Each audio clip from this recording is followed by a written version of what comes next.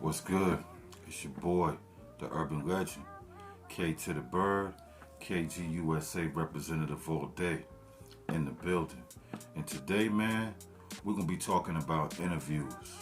Interviews as an artist, getting interviews, doing interviews, hosting interviews. We're going to talk about, is it really important or is it not? Let's get into it. All right. It's pretty simple to me, man. I'm gonna let y'all know off the top. Doing interviews are just as important as dropping new material. A new interview is like new material. You see, like artists that been out for years, that been probably not the most relevant musically wise, haven't been dropping out consistent projects, none of the things they could have been doing to bubble up their name. A lot of them came out in the last 2 years of just doing a good ass interview, man. Just doing a good interview, being entertaining, being funny, being witty, making the people relate to them. And it's been working in their favor, man. A lot of new artists and a lot of old artists been using this tactic to grow their fan base. That's how important an interview is nowadays. An interview is like a new album. So anybody out there that's a new artist, been out for a while, I don't care if you've been out for like 10 years plus and you never did an interview. This year right here, you gotta focus on doing the interview. And the better platform you do the interview with, the better off it looks for you as an artist. You could do an interview with anybody that got a camera that can ask you questions. You know what I mean? If you just want to get an interview out there. But if you want to think smart business-wise, it's all about the platform you're doing your interview on. See, me, myself, the first real official interview I ever did was with my dude locally in my state. Well, he in Charlotte, my dude Voice B from Grind and Shine TV. That was like the first interview I ever did. You know what I mean? His platform wasn't known all over the world. It wasn't mainstream, but on his platform, he had a lot of respectable artists. He interviewed Dolph, he interviewed Master P, he interviewed Snoop Dogg, he interviewed Boozy when Boozy first got out of jail back in the day. So he didn't have the biggest name as on a platform, but he had a professional look with his platform. And that's the reason why I chose to do my first interview with him. And it was a good move and it was a good look for me as an artist. It really did help me bring in more subscribers, more followers, and more views. The second interview I did was with DJ Smalls in Atlanta on the Smalls Eyes, you know, on the White Couch, you know what I'm saying? Everybody out there should already know how important DJ Smalls been to the southern community of hip hop. I don't know if a lot of y'all know that DJ Smalls used to actually be a real DJ before the interview shit. He used to do the DJ mixtapes called Southern Smoke. And a lot of independent artists back then and that time got broken through a lot of his mixtapes. Like, you know what I mean? So many different artists, you know, a lot of Florida artists, Ball Greasy, Tom G, Moot Boy, a lot of Atlanta artists, you know, Underground, Pastor Troy, you know what I mean? Shit, Fabo, Shorty Low. I mean, a lot of artists, you know, there's so many of them, I can't even name them all. Memphis artists as well, you know what I mean? And Houston artists as well. DJ Smalls has spread it around real big in the South. So when he started doing his interviews on his YouTube channel, you know what I mean, he kind of already had a fan base built up and he had relationships built up with everybody he already did his mixtapes with. So that was the perfect platform to do an interview with, especially as my second interview, and I was thinking like business when I did it. So I said I gotta get it with DJ Smalls, my second interview.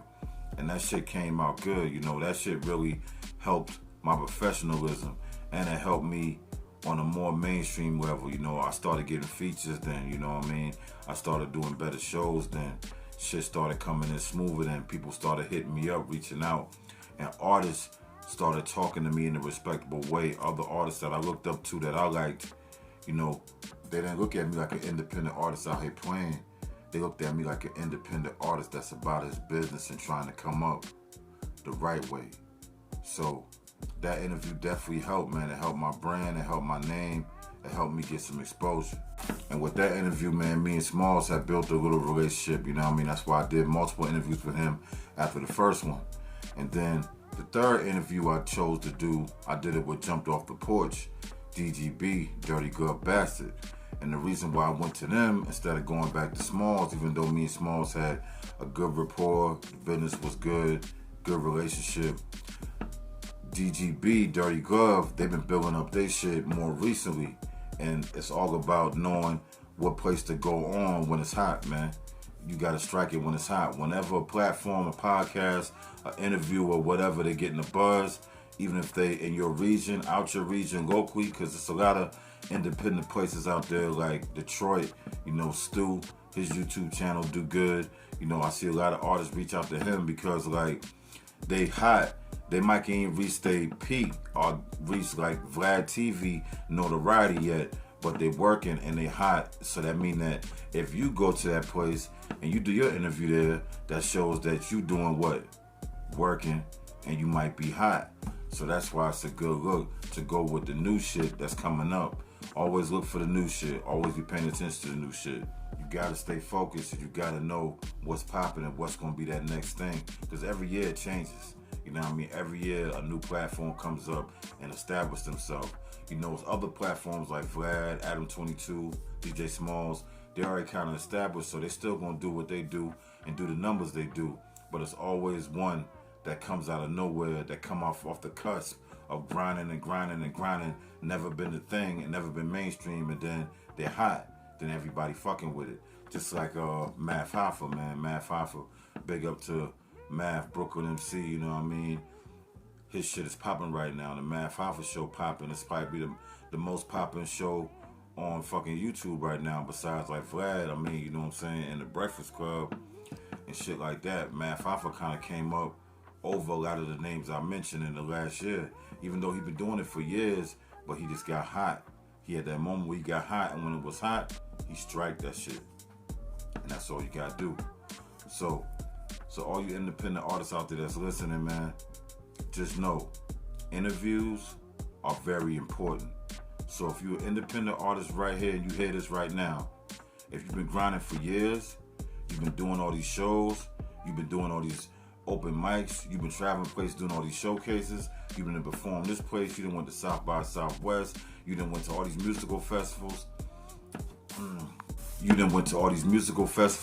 done invested a lot of bread into your show, into your music, into your product. You probably selling merch, t-shirts, everything like that, but you feel like you still ain't getting that notoriety that you need to get, and you feel like people still ain't looking at you like you as professional as the way you really moving.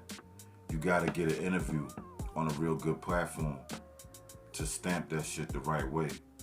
You know what I mean? You gotta get a good interview.